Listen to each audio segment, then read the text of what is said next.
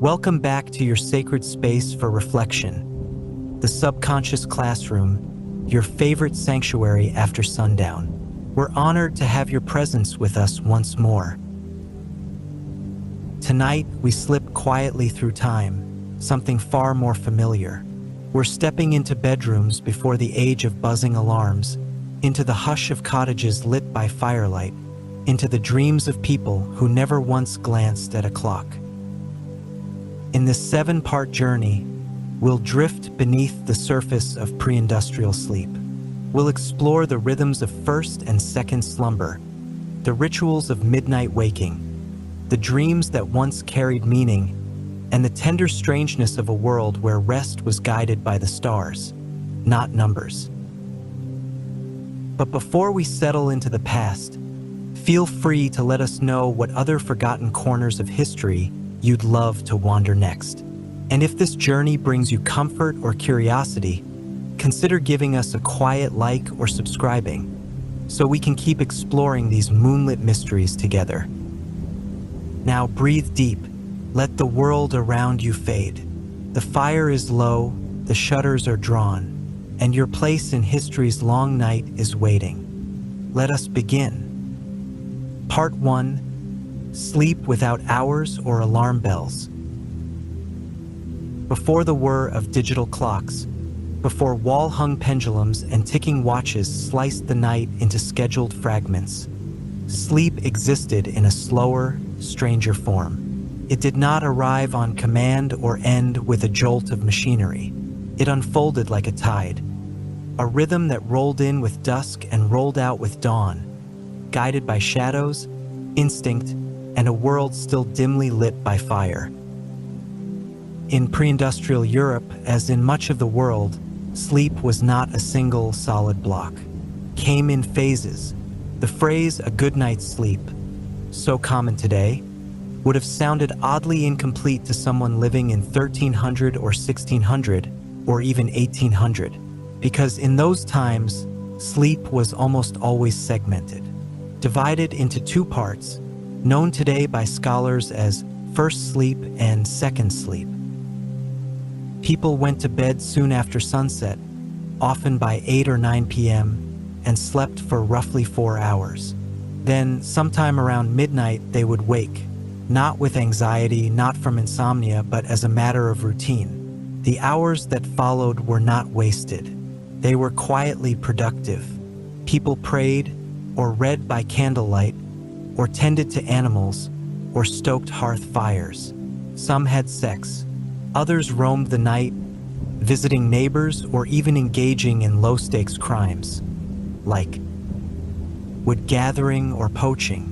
And after an hour or 2, they returned to bed for their second sleep, which carried them through until dawn. The knowledge of this pattern has been largely forgotten, not because it disappeared slowly, but because it was erased by artificial time. The rise of urban street lighting, factory shifts, and rigid timekeeping all helped compress rest into a single, supposedly unbroken unit. But long before the mechanical tick of clocks, night was organic. Sleep was not an escape from the day. It was part of it. In most of medieval Europe, people rose with the sun and retired with the dark, not because they were more virtuous or better aligned with nature, but because candles were expensive and firewood took effort to gather. Even among those with means, light was a resource to be measured, not assumed. Tallow candles, made from animal fat, burned with a foul odor and a smoky flame. Beeswax was better but dear. Torches were unwieldy. Lamps dripped. And so, as night fell, the world narrowed. The body responded. Sleep crept in not as a commandment, but as an atmosphere. For most rural people in the pre-industrial world, the home was a single room. Family members, and sometimes animals, slept together on straw pallets or low wooden beds. Privacy was limited. The idea of a separate bedroom was a luxury for the wealthy. Even in wealthier homes, bedchambers were not strictly private spaces. Servants came and went. Fires had to be stoked. Doors often remained ajar to hear if someone stirred. And when the first sleep ended, sometime after midnight, many would sit up in the dark and talk, quietly, about dreams, about chores, about the concerns of the soul. Some used the time for prayer, especially during the liturgical seasons when monks in nearby abbeys would be chanting their midnight offices. Others smoked pipes or stirred a pot to keep warm food for the morning.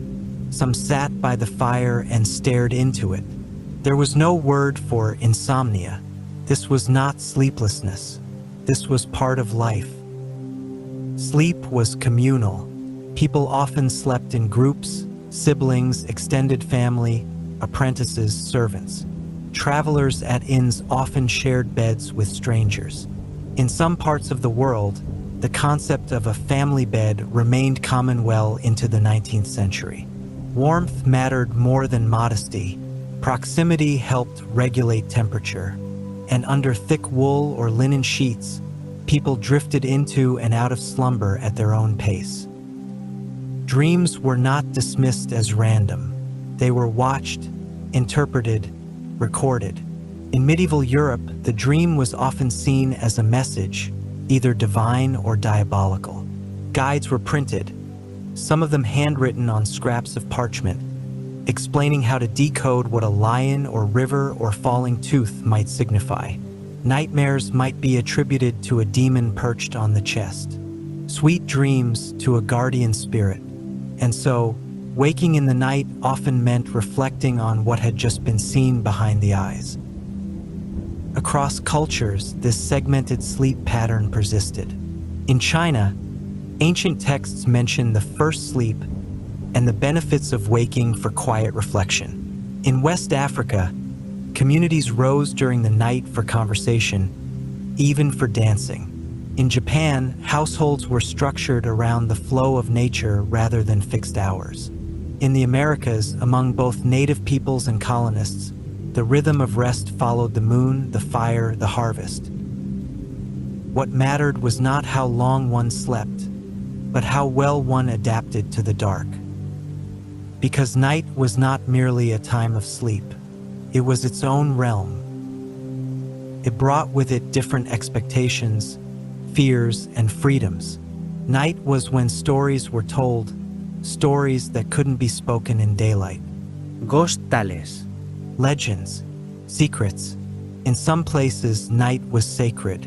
In others, it was dangerous. But in most, it was never truly empty. There were watchmen, guards, monks at prayer, shepherds, wet nurses, bakers starting their dough, and insomniacs standing in doorways, listening. Without clocks to tell people what time it was, they measured the night by sound and habit. The cocks crowing before dawn, the muffled chant from a nearby abbey, the creak of shutters, the change in the fire's glow. In some cities, night bells rang at intervals, and townspeople could tell how deep into the night they were by counting the chimes. People relied on nature and one another to understand time. They didn't glance at a glowing phone screen and panic that it was 3:07 a.m. They didn't count the hours left before an alarm went off. They woke, felt the dark, listened to the wind, and decided whether to stay up or lie back down. There was no shame in rest that came in pieces. And this rhythm shaped everything: work, parenting, farming, faith. Midwives expected births to take place at night.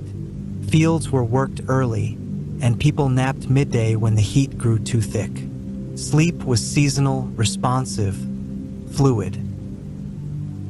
It's only with the arrival of industrial time, and with it, factory whistles, school bells, shift schedules, and electric lights, that this natural rhythm was pushed aside. Clocks imposed order, calendars imposed urgency, and sleep became something to be efficient, something to be tracked, improved, shortened. But once, not so long ago, sleep was a dialogue with the dark. Not a single block to achieve, but a cycle to join. And it came not when you told it to, but when the sky grew heavy, and the coals cooled, and the stories were done. Part 2. Why the night was never truly quiet. Sleep may have divided the night, but it did not dominate it.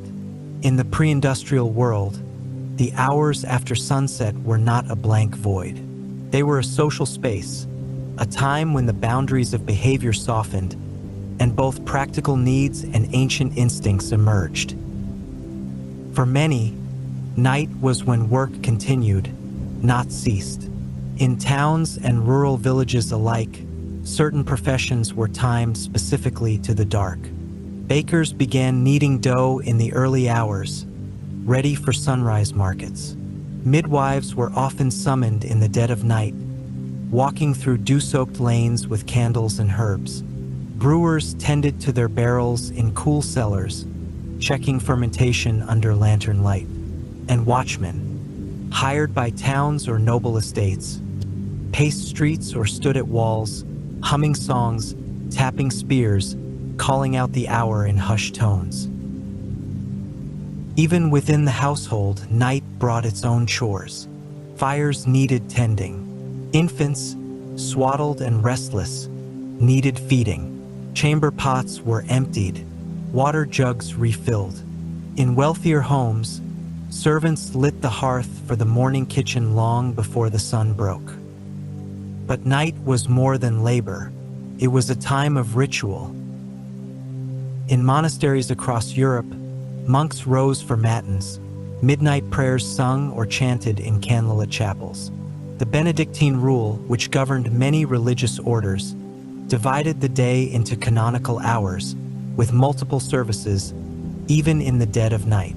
The idea was to keep vigilance over the soul, to honor the divine not just in the brightness of day, but in the silence of darkness. For ordinary people, these hours took on a subtler spiritual weight. Waking between first and second sleep became a space for prayer, confession, and reflection. Some lay people modeled their own midnight prayers on monastic rhythms, lighting a taper to speak softly to heaven while others slumbered around them. The soul, it was believed, was more open at night, the barrier between worlds thinner. Yet alongside the sacred, the night held its shadows. Darkness was not just the absence of light, it was the presence of possibility and fear. Without electric lighting, towns and villages became unfamiliar after sunset. The same streets that bustled with carts and gossip by day turned eerie by lamplight. Shadows leapt, animals howled. A bush, a shudder, the flicker of distant fire. These became mysteries. People walked carefully, carried torches, and huddled in groups. Folklore flourished in the night. In England, stories of the black dog, a ghostly hound with burning eyes, were whispered among travelers. In Germany, the Nachtmar or nightmare was said to ride on a sleeper's chest, pressing fear into their dreams. In Eastern Europe, tales of vampires, restless spirits, and witches' sabbaths were told around the fire, then repeated in whispers after first sleep, when the house fell still. These stories weren't always believed in the modern sense, but they shaped the tone of the dark. Children were warned not to go outside. Doors were bolted, crosses hung near beds. In some homes, knives were placed under pillows or bowls of salt left by the door to ward off spirits. It was not superstition exactly, it was precaution, the same way we lock our doors or leave porch lights on. And still, night was not always fearful. In fact, it was often joyful. In many cultures, especially rural ones, evenings were the time for communal storytelling, music, and dance. After a long day of labor, families and neighbors gathered by firelight. Fiddles were played. Tales were told, some tall, some old. Laughter bounced off cottage beams. Small cups of beer or cider passed between hands. Children curled on rugs or laps, half listening, half dreaming. It was not yet sleep, but it was close. For the unmarried, night was a time of flirtation and courtship. In 18th century England and Scotland, bundling was a tradition where young couples would lie side by side under blankets, sometimes with a wooden plank between them, sometimes not. These overnight visits, often supervised by family, were meant to encourage intimacy and compatibility, both emotional and, occasionally, physical. Night provided both cover and community approval. Elsewhere, young men wandered from house to house during winter festivals, serenading women or reciting rhymes in exchange for drink. Carnival season, especially in Catholic countries, often stretched into the late night with masks, firelight, and music. Sleep was delayed. The moon witnessed everything. Even in towns with formal curfews, bells rung to signal the closing of gates or inns. The night found its own rhythm. People lingered inside taverns. Candles burned low. Dice Raúl. Poems were written, letters composed, and sometimes rebellion stirred. Night offered privacy, a cloak of darkness in which to say things that daylight forbade. In revolutionary Paris, conspirators met by lantern. In colonial America, printers edited seditious pamphlets after dark. In London, radical thinkers debated under dim chandeliers. And across empires, enslaved people dreamed of freedom by moonlight, whispering songs that would carry them through another day. The structure of time, still loose and organic, made room for this. Without the tyranny of alarm clocks, people rose and rested according to custom, community, and candle. Some of the earliest formal timekeepers were church bells and tower clocks, installed not to wake individuals, but to signal collective action. A bell might call to prayer or to work or to warn of fire.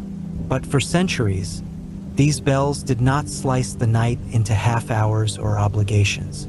They echoed through a world that still trusted its body to know when to rest. And yet, slowly, the measuring of night grew stricter. Cities began installing regulated lamps. Paris, by the late 1600s, was considered one of the first lighted cities, with oil lamps hung along streets at regular intervals. London followed, then Amsterdam. Night watchmen patrolled with lanterns and horns, enforcing curfews and watching for thieves. Time, once fluid, was beginning to harden. But in homes without clocks, still the majority in the 1700s, people continued to read night like a language. They knew the difference between the deep dark of midnight and the softness just before dawn. They listened for the animal sounds that signaled a shift, the change in the wind, the slight chill that always came before morning. In these spaces, the second sleep waited. It came not with a command, but with a sigh, a cooling of the coals, a final prayer, a murmured farewell to the fire. People lay back down, covered themselves, and returned to sleep as naturally as a bird folds its wings. Part 3. Sleep in castles, fields, and inns. In the pre-industrial world, sleep had less to do with schedules and more to do with circumstance. Where you laid your head depended not only on wealth, but on class, climate, geography, season, religion, gender, profession, and even reputation. In a world before insulation, mattresses, or designated bedrooms, one slept where they could, with who they must, and how their station allowed. If you were wealthy, your sleep was still no guarantee of comfort. Stone manor houses and castles were grand in appearance, but chilly, draft-ridden, and notoriously difficult to heat. In winter months, tapestries hung on walls to block cold. Curtains were drawn around beds not for privacy, but warmth. The great four-poster beds, carved wood with heavy drapes, weren't fashion statements. They were survival tools. But despite the grandeur of the furniture, you were rarely alone in such a room. The lord and lady might share the bed, but servants, wet nurses, and children often shared the chamber. Trusted attendants slept close, ready to fetch water or tend the fire. Guards might be stationed just outside. The idea of sleeping in a completely private room was rare even for royalty. In cities, the well-to-do might own multiple beds, yet still they weren't always private. Apprentices, cousins, guests, everyone had a claim to space. And in cold weather, closeness meant warmth. Etiquette manuals acknowledged shared beds, advising decorum over distance. Do not speak loudly in bed, one 17th century manual warned, nor expel winds without shame. In the countryside, the household bed was a social and practical object.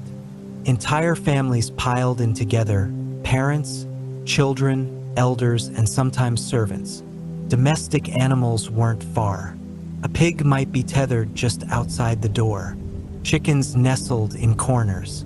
Sleep was a shared event, less about comfort and more about containment. Mothers nursed infants through the night, their bodies turned sideways beneath woolen blankets.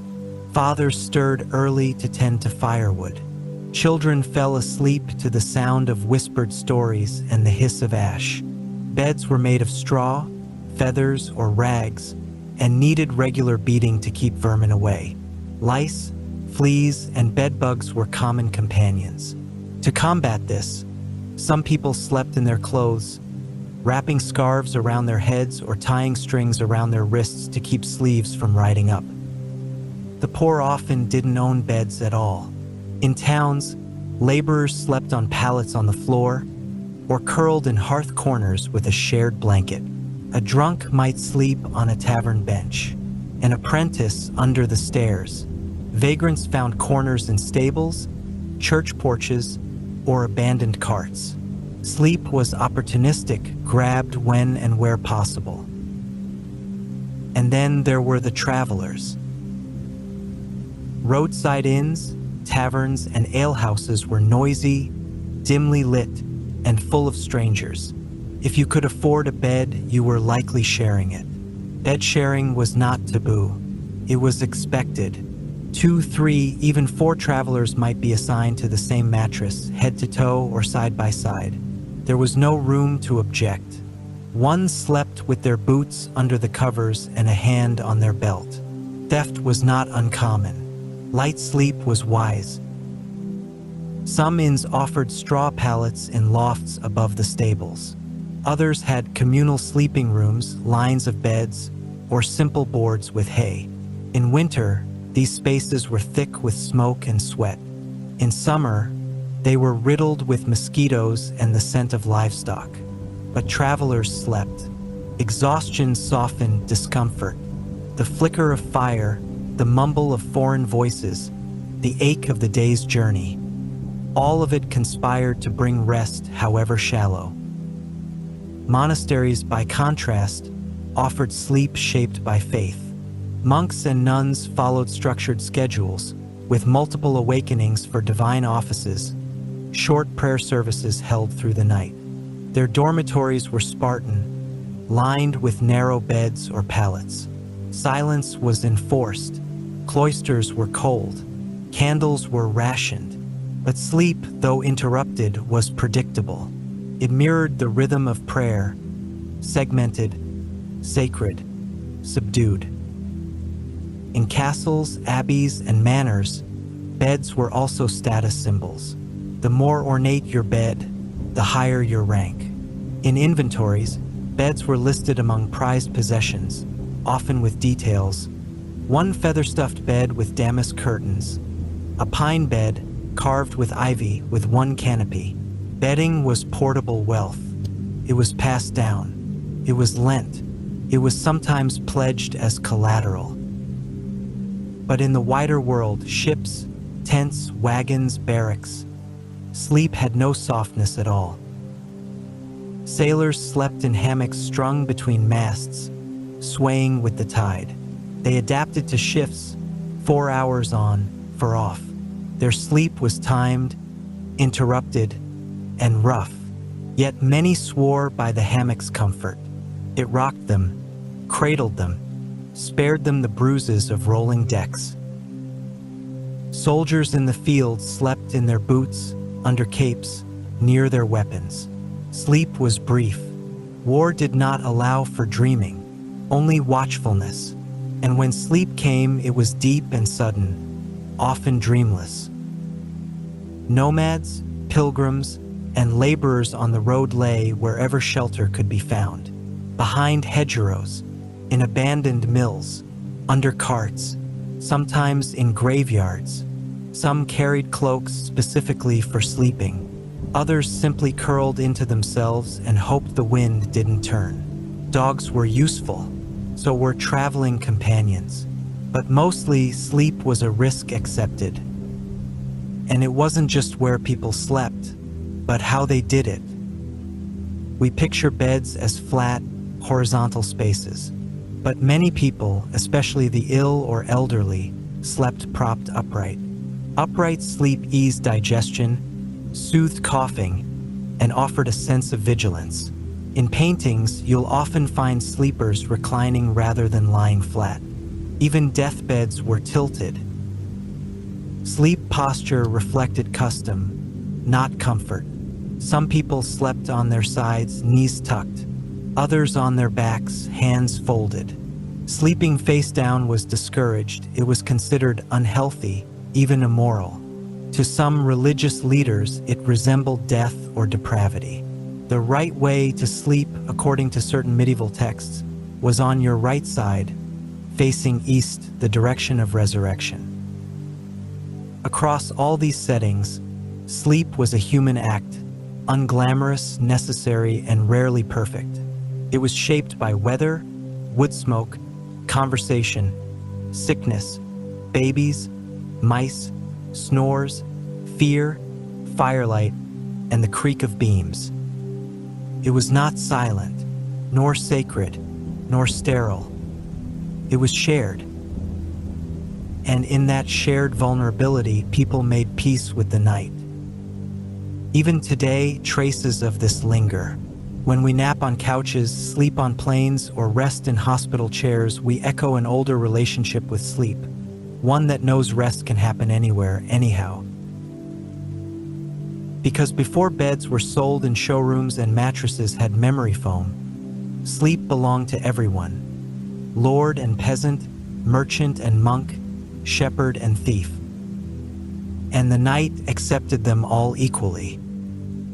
Part 4. When dreams were messages, not noise. Long before sleep was measured by brain waves and REM cycles, it was regarded as a bridge, not a biological necessity, but a spiritual threshold. And the dreams that occurred within it weren't treated as psychological residue. They were messages, and people listened. In the ancient world, dreams held weight. For the Egyptians, dreams were woven into the very fabric of divine communication. Temples had special chambers known as incubation rooms, where the sick or the spiritually curious could lie down and dream under sacred watch. They believed gods would visit sleepers with visions that could cure, warn, or bless. The dream was not a byproduct of sleep, it was the purpose of sleep. This belief survived and evolved across centuries and continents. In the Greek world, dreams were curated into dream manuals, most famously by Artemidorus of Daldis, whose Oneirocritica categorized thousands of dream symbols for interpretation. A snake coiled on the chest, a lion at the door, a ship breaking in waves. Dreams, to the Greeks, were riddles sent by gods or shadows of the soul's unrest. Temples of Asclepius, the god of healing, offered dream healing rituals. Patients would sleep and await divine instructions for treatment. In medieval Europe, the Christianization of dream culture did not erase its power, it simply recategorized it. Theologians like Isidore of Seville and Thomas Aquinas explored the distinctions between natural dreams, divine dreams, and demonic illusions. A dream could be a message from God or a trick of the devil. Caution was advised. And yet, people sought meaning. A woman dreaming of a flowing river might interpret it as fertility.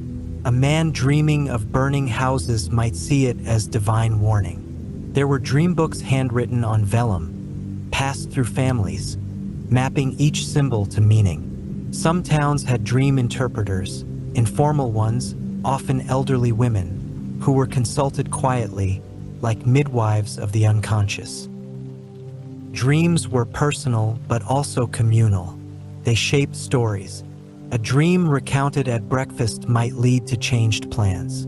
A recurring vision of falling, of flying, of weeping children became family lore. And dreams had consequences. Historical records exist of trials that used dream testimony. In early modern Germany, a woman dreamed that her neighbor had bewitched her cow. The neighbor was later accused and tried for witchcraft.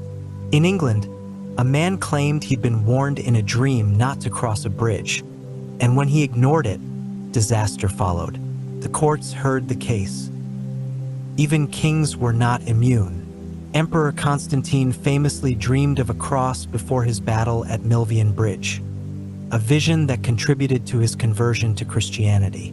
Centuries later, Joan of Arc would claim to have received divine messages through voices and dreams, leading to her eventual execution and later sainthood. Dreams and power often walked hand in hand. But it wasn't just the elite. In villages and towns, people talked about their dreams constantly. They believed dreams could diagnose the body. A fever dream might signal illness, but it might also be interpreted as a spiritual visitation. A disturbing vision might prompt fasting, confession, or pilgrimage. Dreams also operated within the framework of medicine. In the Galenic tradition, dominant in Europe and the Islamic world, the body was understood through the four humors: blood, phlegm, yellow bile, and black bile. Each humor influenced not just mood, but dream content. A phlegmatic person might dream of water or snow. Someone dominated by black bile might dream of darkness or crypts. Physicians asked their patients about dreams.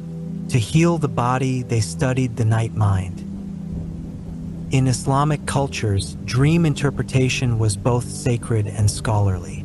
The Prophet Muhammad spoke of dreams as a part of prophecy, and dream interpretation became a respected discipline. Scholars wrote detailed dream manuals, blending psychology, theology, and mysticism. In some Islamic courts, dreams were used to validate oaths or spiritual claims. People dreamed of the Prophet, of righteous ancestors, of signs and symbols. The language of sleep was seen as divinely coded. Meanwhile, in indigenous cultures across the Americas, dreams played powerful roles in identity and decision-making. Among the Iroquois and Ojibwe, dreams were considered messages from the spirit world. Children were taught to recall their dreams. Elders helped interpret them. Some young men underwent vision quests, long periods of fasting and isolation, to induce dreams that would reveal their destiny or guardian spirit. In West African traditions, particularly among the Yoruba, dreams connected the living with ancestors.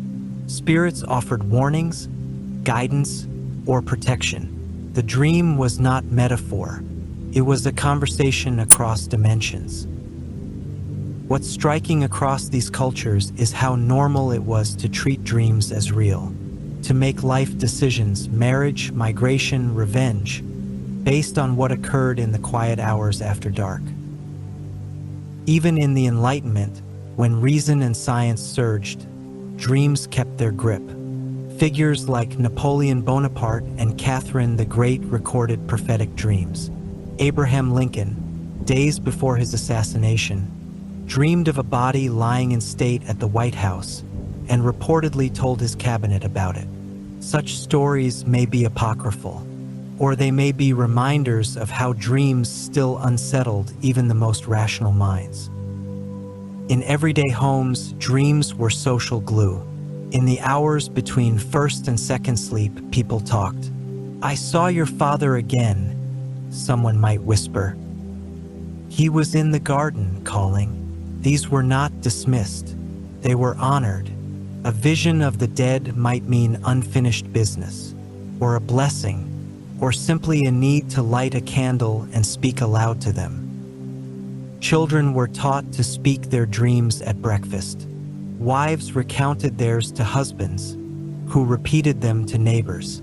Some dreams made it into local records, particularly if a storm, crop failure, or illness had followed. And because sleep was shared, dreams were shared too. In one 16th century Italian village, a family was said to be cursed with visions of fire. Generations dreamed of flames, and when a barn eventually burned, the dream became prophecy. The tale endured for decades. Dreams traveled faster than letters. They also served emotional purposes. In a time when psychology did not yet exist, dreams were a way to process grief, shame, fear, love. A woman dreaming of her stillborn child might weep and feel relief. A man dreaming of a lost brother might wake sobbing. There was no therapist to call, no self-help book to read, but the dream gave them an outlet, a signal that memory still stirred. Dreams softened the edges of silence. They gave voice to the inexpressible. And they allowed people to hold conversations they could never have during the day, with lost loves, with God, with guilt, with ghosts. Today, we rarely pause after dreams. We check phones, silence alarms, dismiss the images as neural static. But for centuries, a dream might stop someone in their tracks, might change their course, might send them to confession or court or a neighbor's door. Because sleep was not escape. It was a stage, and the dream, a performance meant to be heard. Even now, some part of that lingers. When we wake breathless or shaken or full of strange longing, we feel it, a sliver of the old belief that what happened in sleep matters, that we've seen something not quite ours, that perhaps someone was trying to tell us something. Part 5. The Rise of the Midnight Clock. The world did not begin with hours. For most of human history, time was experienced organically. The body knew when to wake by light and temperature, not by numbers. Time passed in meals, in prayers, in shadows lengthening on a wall. Sleep came with the stars and ended with the rooster's call. Unmeasured, undefined, unquestioned. But then came the clock. The transformation didn't happen overnight. Crept in tick by tick, century by century, bell by bell. But once time was measured, it refused to be forgotten. It rewrote sleep, and it rewrote what it meant to rest. The earliest mechanical clocks were not in homes, they were in church towers. By the late 1200s, monasteries and cathedrals across Europe were installing weight-driven bell mechanisms. These were not precise clocks by modern standards. They didn't have faces or hands, but they could ring out hours of prayer, matins, lauds, prime, audible for miles.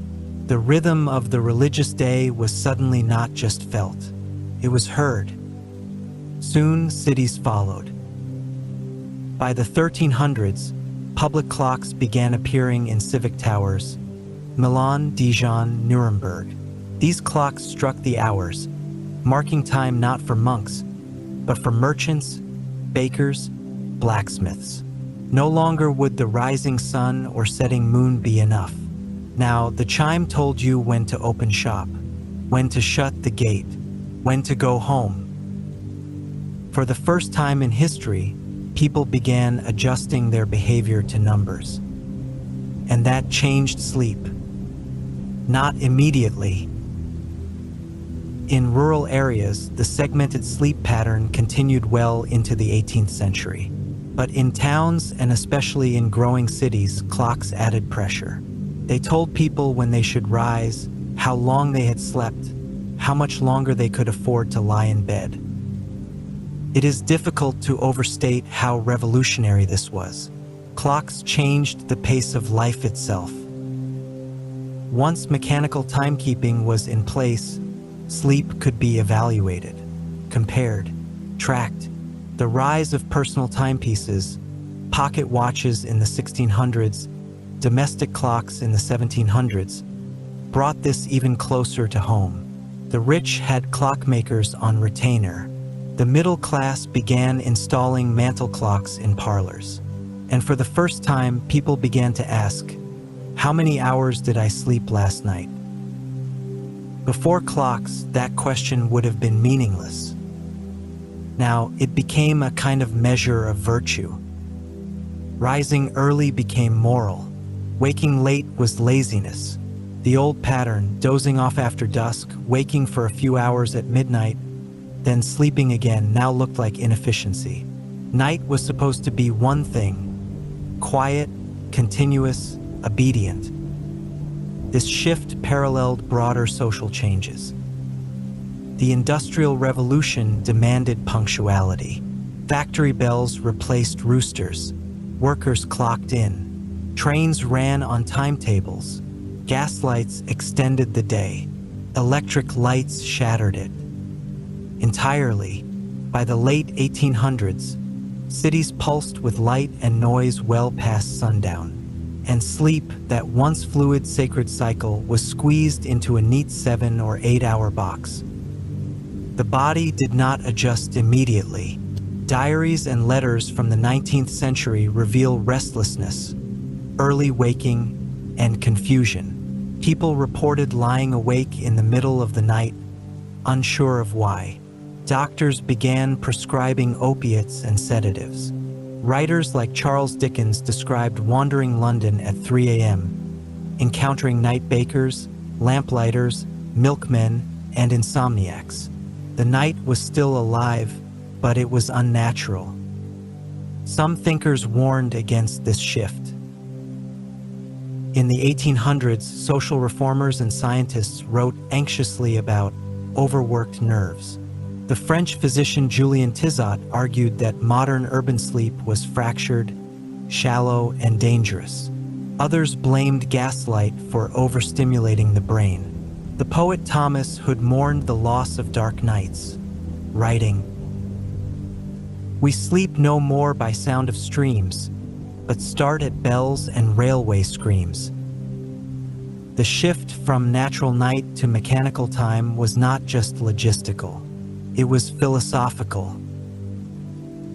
Sleep had once been a space outside of control, a realm given to dreams, prophecy, and surrender. Now it was a unit of productivity, something to be optimized, regulated, improved. And so began the modern obsession with sleep hygiene, a legacy of the clock. Doctors offered schedules. Books were written on the proper hour to go to bed. Alarm clocks, patented in the late 19th century, became household staples. Advertisements warned against sleeping too long or too little. Sleep, once communal and unmeasured, became personal and judged. But this transformation wasn't only top-down. Many people welcomed it. Clocks brought order. In a world of uncertainty, floods, famine, war, superstition, mechanical time offered reliability. Workers knew when to rest. Trains left on time. Appointments could be made. Productivity soared, and sleep in this new world had to conform. Even dreams began to change. The rich dream culture of the medieval and early modern eras faded under pressure from rationalism. Dreams became private curiosities, not public messages. The body, once believed to travel or receive visions at night, was now seen as a closed loop of neural activity. The midnight waking, once holy, social, or erotic, was now diagnosed as insomnia. And yet, it never truly disappeared. Even today, many people still wake in the middle of the night. Around 1 or 2 a.m., they rise, restless, and sit in the dark. They check their clocks. They worry. But the truth is, they may just be obeying a much older rhythm. The first sleep, second sleep cycle still lingers in our bones. It is not wrong. It is not broken. It is simply old. And mechanical time, for all its power, cannot erase the thousands of years in which sleep came in waves, in stages with the body, not the bell. Part 6. The sleep of the forgotten and the poor. In most histories of sleep, we hear about nobles, scholars, monks, and philosophers. We hear about beds, four-posters, feather-filled, linen-wrapped. We hear about tapestries and silence, about how the gentry measured their dreams by candlelight and bells. But most people, for most of history, had none of that. Sleep for the poor was never guaranteed. It was caught between duties, interrupted by cold, snatched in corners. The bed was not a sanctuary. It was a luxury and often an illusion. In crowded urban centers, London, Paris, Lisbon, New York, the working poor lived in single-room tenements or shared lodging houses. Entire families might sleep in one bed or take turns occupying it in shifts. This was known as hot bedding. One worker would sleep while the other labored a night shift, swapping spaces like baton runners in an unceasing relay of fatigue. The bedding, if it existed, was often straw, shared, and infested. Ventilation was poor, noise constant, walls were thin. Domestic violence, drunkenness, and sickness were daily occurrences. A single room might house not just a family of 6, but a rotating cast of boarders, strangers who paid a few pennies to sleep upright in chairs or on the floor near the stove. In boarding houses, rules were strict. Sleep was permitted only during designated hours. Talking after dark could get you evicted. And for the lowest cost, you didn't get a bed at all. You got what was called a penny sit-up, a bench with a rope across your back so you wouldn't slump forward. At dawn, the rope was cut loose and you were expected to leave. It was not rest. It was rest shadow. And yet people endured. They always have. In the countryside, farm laborers rose before the sun and returned after dark. Their sleep was dictated not by clocks, but by masters and seasons. At harvest time, many worked by torchlight. During lambing, they woke every few hours to check the flock. In cold seasons, they slept wherever there was warmth, often beside animals, inside barns, wrapped in cloaks and straw. Their mattresses were sacks of chaff, their blankets, coats. Many did not undress. There was little point. To be clothed meant to be prepared for frost, for fire, for danger. Entire lifetimes were lived without ever knowing what it meant to sleep alone, in silence, on clean linen. In plantations, the enslaved rarely had beds at all. In the American South, slave quarters were small, windowless, dirt-floored cabins with 1 or 2 pallets for whole families. Children slept on bare boards or the ground. Privacy was non-existent. Exhaustion was total. And still, nights were rarely uninterrupted. Some enslaved people were expected to labor through the night, tending fires, grinding corn, watching infants, even patrolling other enslaved workers. And yet, within those fractured hours, a kind of resistance emerged. Some sang quietly after dark, spirituals, whispered lullabies, coded messages. Others dreamt, and in those dreams they found dignity. The body, though shackled, wandered. The soul remembered. In the fragments of broken sleep, there was still selfhood. Sleep, for the poor, was often shared with labor. Nightmen, those who emptied privies and carried waste through city streets, worked while others slept. Their work was forbidden by day, hidden by darkness. Chimney sweeps, often children, rose before dawn to climb soot-choked flues. Mill workers, especially young girls, slept on site in cramped dormitories, rising with factory whistles that mocked the sun's natural rise. And servants, the invisible machinery of noble households, rarely had control over when they rested. Housemaids rose before the family, often at 4 a.m., and were the last to sleep. Many slept in closets, under stairwells, or in the kitchens.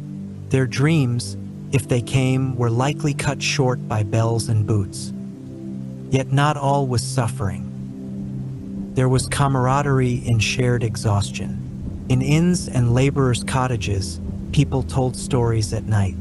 They sang. They played cards. They warmed each other's feet.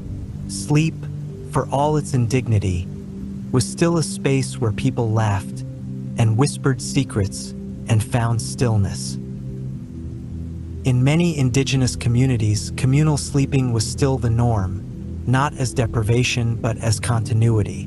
In longhouses, yurts, and wigwams, people slept in groups, aligned by family and age. The night was not quiet. It hummed with low voices, rustling mats, and the crackle of fire. Sleep was a we event, not an I experience.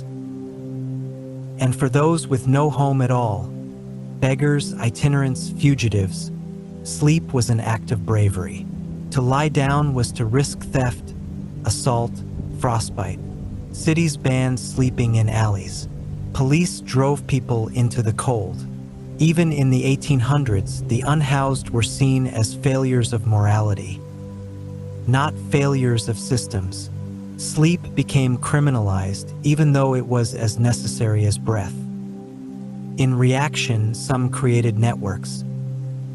Mutual aid societies provided straw bedding in basements. Churches opened crypts for the night. Older beggars taught newcomers where to curl beside bakery ovens for warmth. There was always knowledge passed hand to hand. Where to find heat, where to avoid rats, which watchman could be bribed with a crust of bread. Sleep was not passive. It was fought for, and it had rules. Don't snore too loudly. Don't let your feet show. Someone might steal your shoes. Don't lie near the doors. Don't trust the man who doesn't close his eyes. Doze lightly. Be ready to run. But in the stillness, however brief, there were dreams. Dreams of kitchens, of children laughing, of remembered meadows, of justice, even the poorest dream. And in doing so, they claimed a piece of the night for themselves.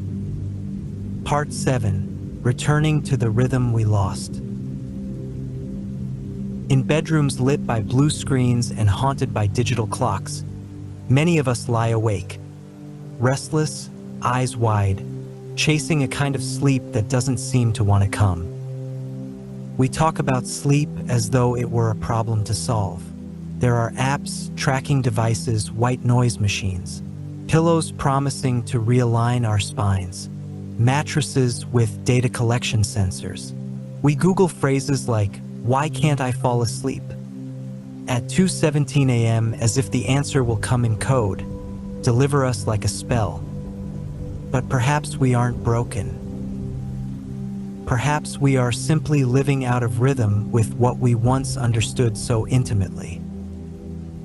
For thousands of years, sleep was a dialogue with the world, not a disruption from it. It followed the tilt of the earth, the length of shadows, the season's breath. And when night arrived, people didn't resist it. They stepped into it. They had no alarms, no AM versus PM, no pressure to get 8 uninterrupted hours. Sleep came in segments shaped by necessity, ritual, instinct. First sleep, second sleep, a waking hour at midnight, reflection, prayer, fire stoking, a dream, then rest again. And it worked. In recent decades, historians and scientists have rediscovered this pre-industrial pattern. In one famous study, participants were deprived of artificial light for several weeks. They quickly adopted segmented sleep, nodding off early, waking around midnight, then sleeping again until morning. They reported feeling rested, even peaceful. The body seemed to remember. And yet, most modern societies treat middle-of-the-night waking as a failure. We lie in bed, eyes scanning the dark, certain we're doing something wrong. We reach for phones. We catastrophize. We shame ourselves for waking, but in the old world, that hour of wakefulness was sacred. It was for thought, for closeness, for imagination. It was not the enemy. It was part of the design. Perhaps the enemy is the clock. Not in itself, timekeeping has its uses, but in how it reshaped the meaning of sleep. It turned rest into a measurement, a competition, a litmus test for success. Told us we must sleep like machines, and so we struggle. We punish our bodies for not conforming. But the body remembers. When the lights are off and the room is quiet, the old rhythms stir. The first sleep settles gently, then a waking, not anxious but curious. A time to sit with thoughts, and then perhaps a second descent into dreams. There is comfort in knowing this pattern is not new, that our ancestors, peasants and poets, laborers and lords, woke at night too, and they didn't panic. They didn't diagnose themselves. They simply listened, or sat, or dreamed again. And there's more we might rediscover. Community, for one. Sleep today is often solitary, shielded by doors and soundproofing. But for most of history, sleep was shared. Families curled together, travelers huddled, servants lay by hearths. There was warmth in nearness. The night was not silent, but it was safe in numbers. Even in discomfort, people drew strength from each other. A sibling's snore, a child's breath, the dog twitching in sleep. These things grounded people in a world where danger lived just beyond the shutter. We've sanitized the night, made it sleek, but in doing so, perhaps we've removed something human from it. And then there are the dreams. Once treated as messages, dreams today are dismissed as randomness or mind only for trauma. But maybe there's a middle ground, a space where dreams are welcomed not as puzzles to decode, but as echoes to observe, shadows that tell us what the conscious mind cannot. A man dreams of water every night. Is he thirsty or longing for stillness? A woman sees her late grandmother in the garden. Is it memory or something deeper? The old world didn't demand answers. It just left space for the mystery. Maybe we could do the same. And what about the sleep of those without beds? The laborer, the mother working double shifts, the man on the subway bench, the woman watching over a hospital bed. Their sleep, broken and uneasy, is part of this history too. Rest does not always come wrapped in linen. Sometimes it comes in minutes, in corners, in motion, and yet it still matters. In moments of stillness, the body heals. In sleep, even the smallest portion, the mind resets. And maybe that not 8 hours, not REM cycles is the essence of it. Not perfection, but presence. So what can we reclaim? Not a return to the past. That world had its own brutalities, but perhaps we can bring forward its wisdom. We can stop shaming our sleeplessness. We can understand that waking in the night is not a flaw. We can step back from the tyranny of the alarm, the glowing clock face, the impossible standard of good sleep. We can embrace silence. We can let the night be what it has always been, a companion